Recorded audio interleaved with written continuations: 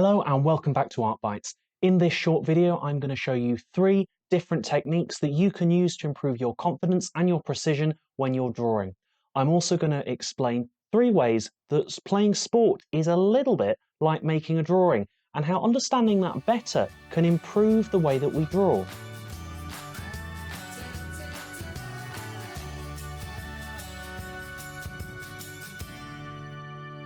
Now, you're probably all wondering what on earth playing sport has to do with making a good drawing. Well, when you're playing any form of sport, one of the main pieces of advice you'll get given is to look at the ball. I remember my high school PE teachers giving me this advice. They'd tell me to look at the ball, and I would have absolutely no idea what they were talking about.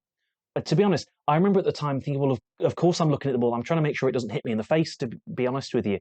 However, this becomes relevant in drawing because that advice is really about being aware of your surroundings and aware of what's going on, aware of where the ball is.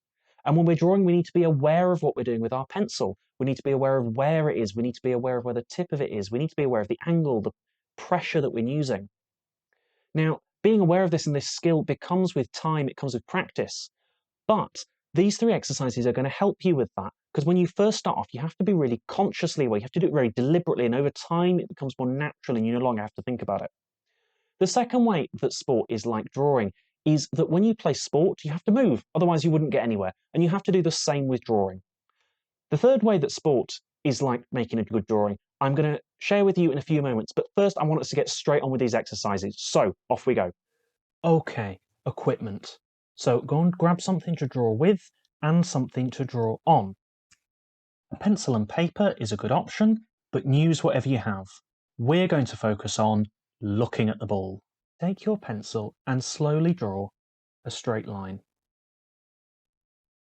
Try to keep your arm off the table you're working on. Whilst you're doing this, you can use your whole arm. Don't get a ruler or anything else to help keep it straight. Whilst you're doing this, what you need to do is focus on the tip of your pen or pencil where it meets the paper.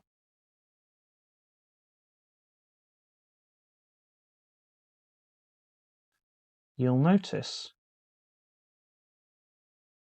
that little wobbles will develop in your line whenever you lose focus. Don't worry about this, just keep practicing bringing your attention back to the point of the pencil. By going slowly and repeating this exercise, you are training your eye to follow your hand and building your hand-to-eye coordination. When this happens, you will have more control over your pencil when you are drawing.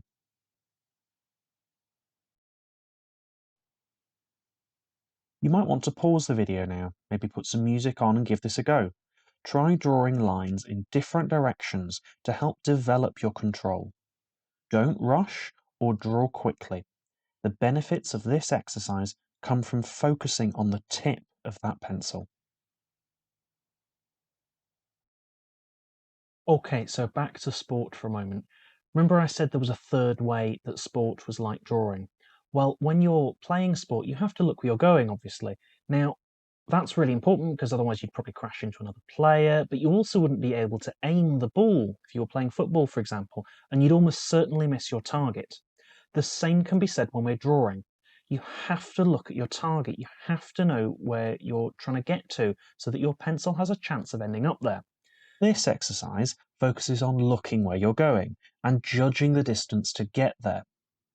So, concentrating on the tip of your pencil as much as possible, you're now going to draw a square using parallel lines. Try to draw the lines exactly the same distance apart and exactly the same length. Like the last exercise, try doing this in different directions as well. Don't be disheartened if your squares end up looking a bit wonky at first. Just take your time and keep trying.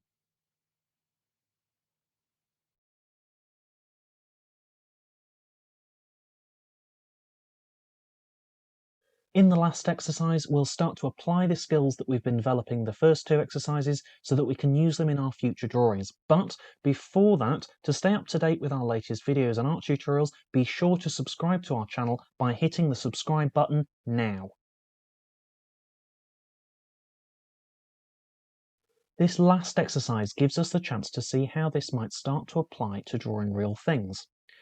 By this point, having done the earlier exercises, you'll hopefully have found that your hand will start to feel more stable when you're drawing, and your lines will be becoming straighter and more controlled. Next, we'll be drawing some cubes. So this is an exercise you can really do anywhere, even just watching the telly. So in fact, I'd encourage you to do these exercises in small amounts really, really often. So there are two basic ways to draw a cube. We can either draw a square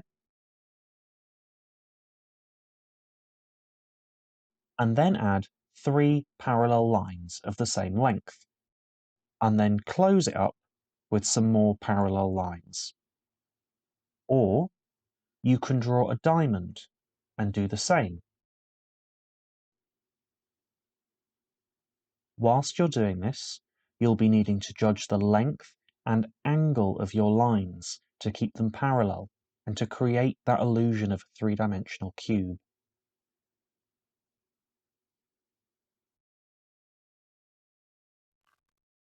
Now, obviously, you'll find that these exercises will help you if you're ever drawing something with a lot of straight lines, like a chair or a building, but you will find that your drawings, and particularly the lines in your drawings, will become much more confident the more you practice these exercises. I hope you find these exercises useful. Don't forget to subscribe. I'll see you in my next video, and as always, thanks for watching.